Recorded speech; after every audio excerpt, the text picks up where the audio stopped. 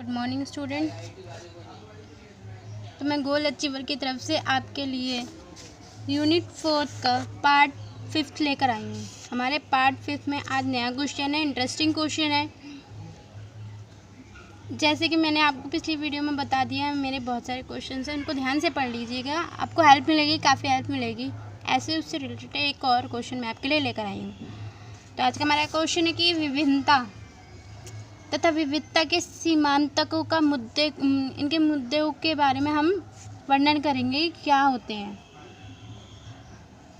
जिसे इंग्लिश में कहते हैं marginalisation of difference diversities issues जो होते हैं। तो उसमें क्या है कि भारतीय जो होते हैं समाज के एक विविधतापूर्ण समाज है। हमारे भारत में एक समाज के तौर पर हर एक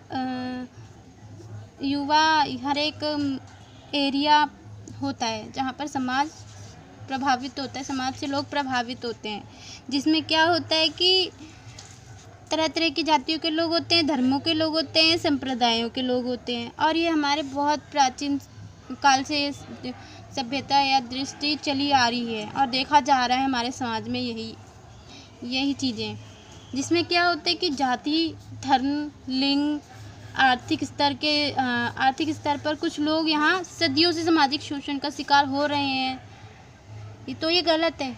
अंग्रेजों ने भी अपनी फूट डालो राज करो नीति की जो उनका भेदभाव को बढ़ाने का एक काम था, जो उनकी रणनीति थी, उसको भी उन्होंने किया। किसी भी राष्ट्र के विकास के लिए हमें सबसे ज़रूरी है कि उसको हम अपने अकॉर्डिंग चले, ना कि किसी की बातों पर।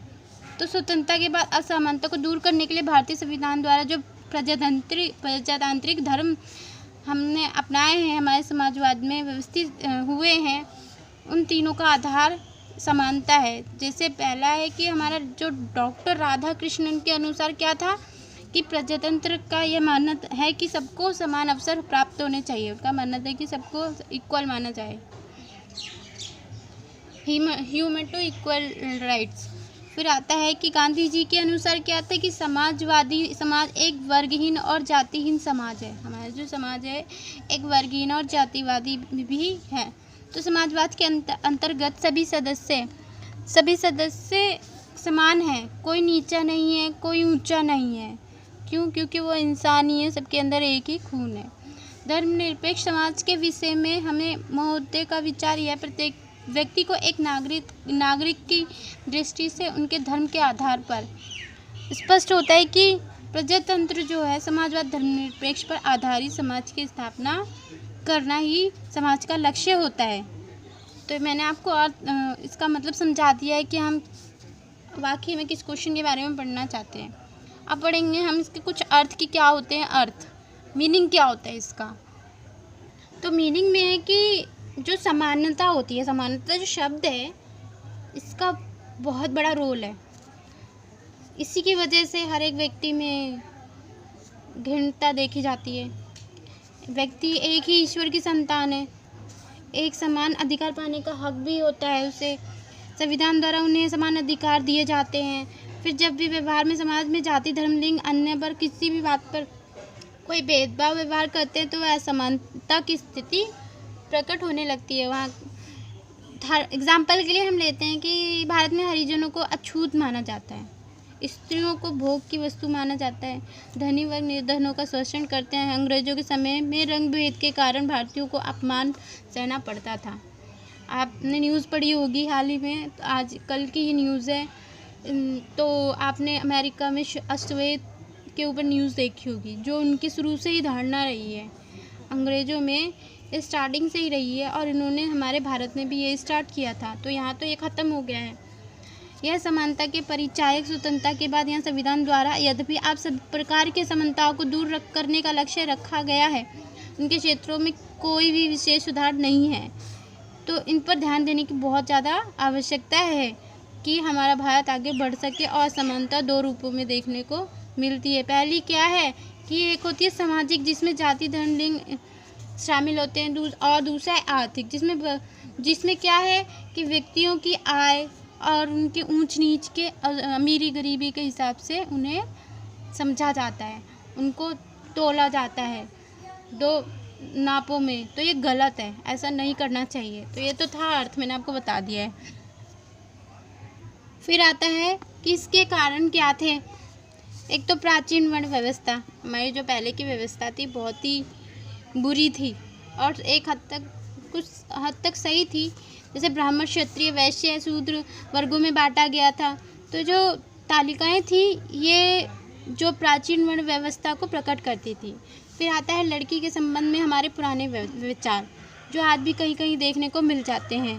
तो ये गलत है कि लड़की और लड़कों को समान समझना चाहिए। फिर आता है हमारा प्रांतीयता में भारत में विभिन्न प्रांत के लोग रहते हैं, हर एक संस्कृति के रहते हैं, हर एक जाति के रहते हैं।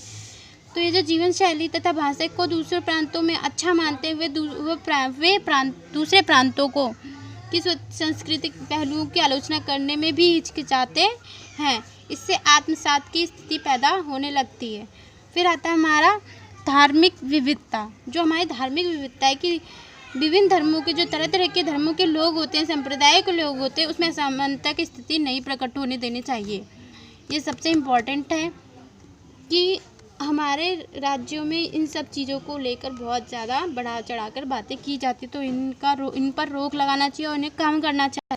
फिर आता है कि राजनीतिक दल, जो पॉलिटिक्स है हमारा, ये मीडिया के क्षेत्र में, समाज के क्षेत्र में सबसे बढ़ चढ़ कर आ गया। और ये आज के युग में जैसे आपने देखा होगा दंगाई, तो इसमें सबसे बड़ा पार्ट इसी का ही था। तो ये गलत है। वे जाति, धर्म तथा भाषा के नाम पर वोट मांगते हैं और अपने स्वार्थों के लिए वो कुछ भी करने को तैयार रहते हैं। ये भोले भाले लोगों के मन में एक दूसरे के प्रति नफरत पैदा कर देते हैं। जैसे दंगाई हुआ था अभी NRC CA के चक्कर में, जिन्होंने इनमें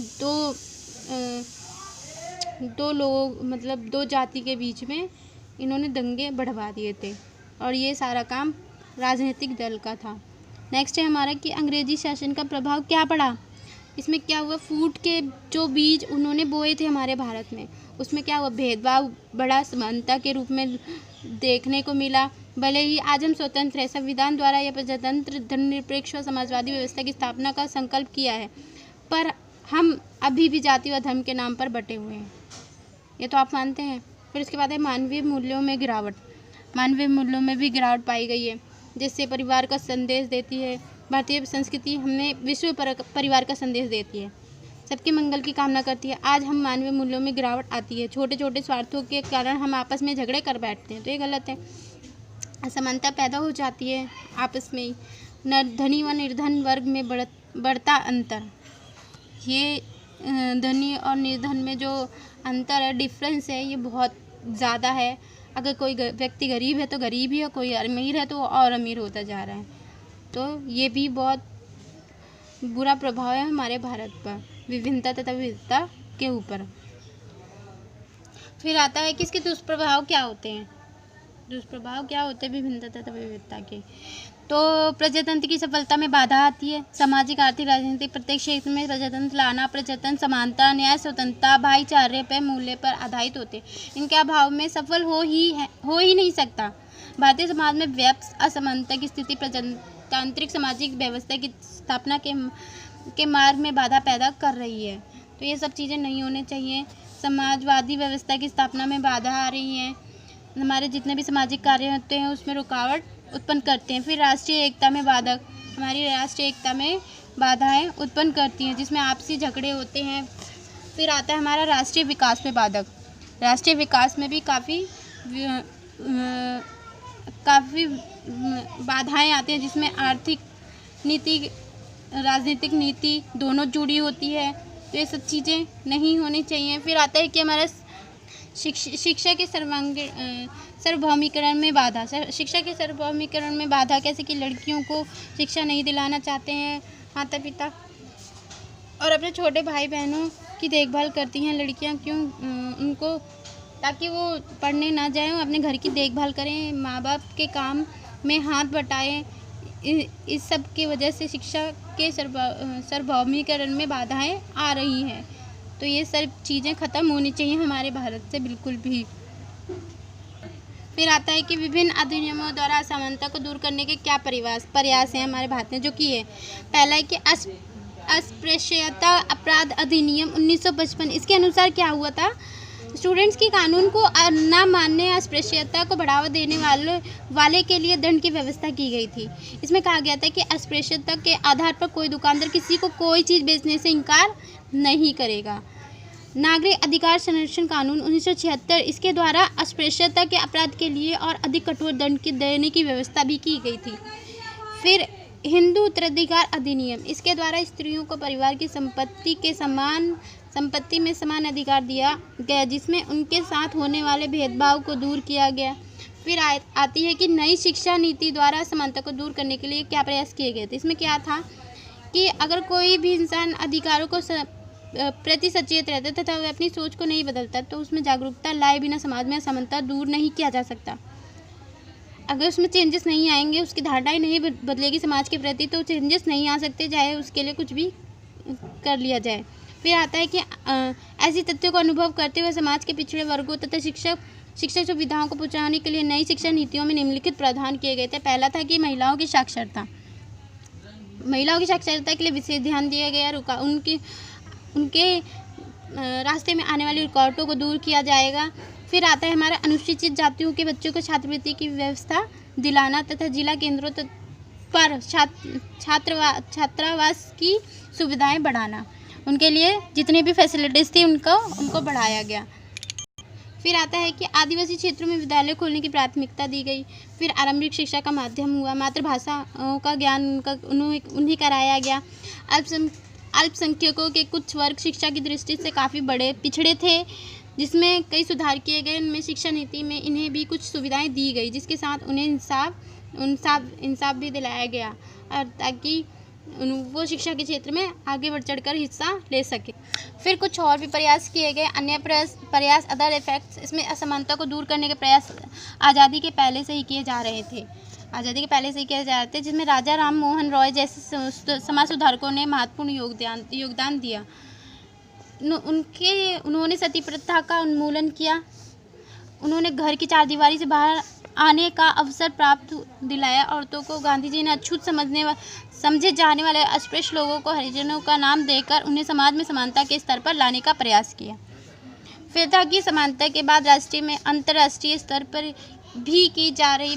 मार्च 1975 में डेनमार्क की राजधानी कोपेनहेगन में संयुक्त राष्ट्र द्वारा सामाजिक विकास विषय पर एक अंतर्राष्ट्रीय सम्मेलन का आयोजन भी किया गया, जिसमें 130 लोगों ने भाग लिया।